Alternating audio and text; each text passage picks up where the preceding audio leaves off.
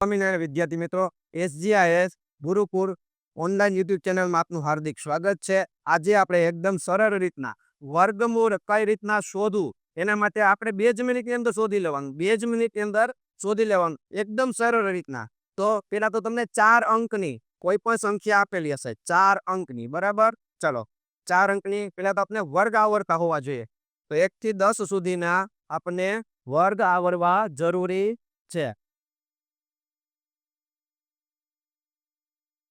1 નો વર્ગ 1, 2 નો વર્ગ 4, 3 નો વર્ગ 9, 4 નો વર્ગ 16, 5 નો વર્ગ 25, 6 નો વર્ગ 36, 7 નો વર્ગ 49, 8 નો વર્ગ 64, 9 નો વર્ગ 81 અને 10 નો વર્ગ 100. એટલા વર્ગ આપને આવડતા હોવા જરૂરી છે. એટલે 1 થી 10 સુધીના તમને વર્ગ આવડતા હોય તો એકદમ સરળતાથી તમે વર્ગમૂળ શોધી શકો છો. તો સૌપ્રથમ આપણે એક ઉદાહરણ દ્વારા સમજીએ. કોઈ પણ સંખ્યા તમને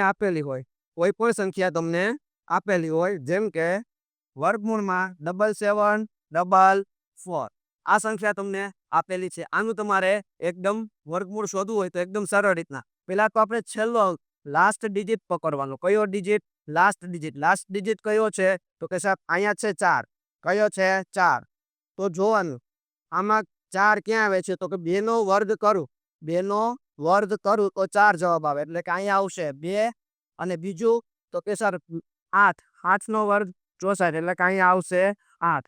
હવે તમને એકમનો અંક મળી ગયો.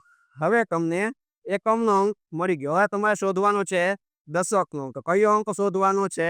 દશકનો અંક. દશકનો અંક શોધવા માટે છેલ્લા બે અંક ઉપર આપણે મારવાની છે ચોકડી. ત્યારબાદ 77 જોવાના. 77 છે એટલે કોના વર્ગમાં આવે? તો કે સાહેબ 8 નો વર્ગ કરીએ 8 નો વર્ગ આવશે 64 અને 9 નો વર્ગ આવશે 81. આ 64 અને 81 ની વચ્ચે 77 આવે છે? તો કે હા સર 64 અને 81 ની વચ્ચે 77 આવે છે. એમાં તમારે નાનો અંક લખવાનો. નાનો અંક એટલે કયો આવશે? હા, વેરી ગુડ. કયો આવશે? 8.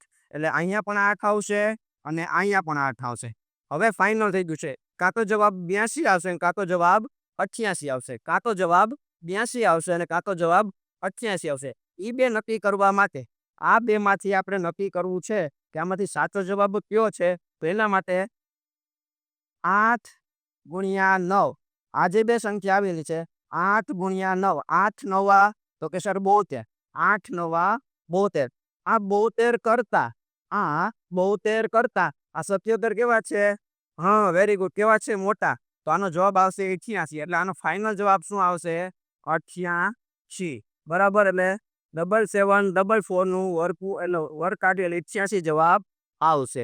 ચલો આગળ એક વધારાનું એક્ઝામ્પલ લઈએ. બરાબર. 2304. 2304. હા, સૌ પ્રથમ આપણે જોવાનું શું? છેલ્લો અંક. કયો અંક? છેલ્લો અંક. છેલ્લો અંક છે 4. તો હું કોનો વર્ગ કરીશ?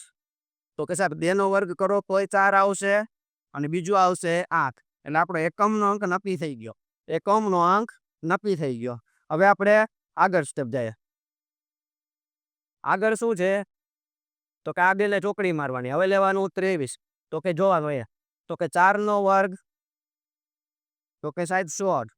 5 નો વર્ગ તો કે સાહેબ 25.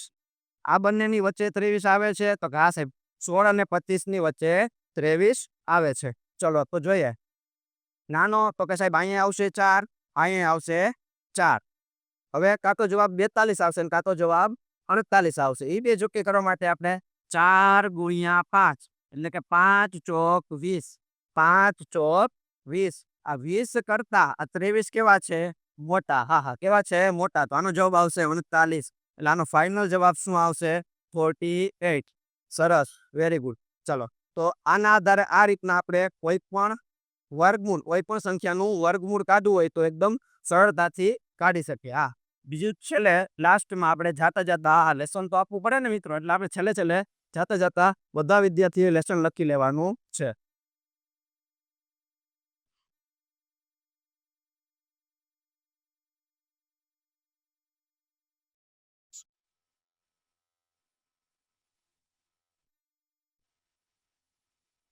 ચલો વિદ્યાર્થી મિત્રો, આ તમારું લેસન છે. આનો સ્ક્રીનશોટ તમે પાડી લેજો. અસ્તુ. જય સ્વામિનારાયણ.